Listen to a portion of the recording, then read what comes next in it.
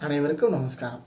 விஸ்வாவசு வருஷம் ஆவணி மாதம் 22ஆம் தேதி, அதாவது செப்டம்பர் மாதம் 7/9/2025 ஞாயிறன்று இரவு 9:56 மணி முதல் அதிகாலை 1:26 மணி வரை சந்திரகிரகணம் நிகழ உள்ளது.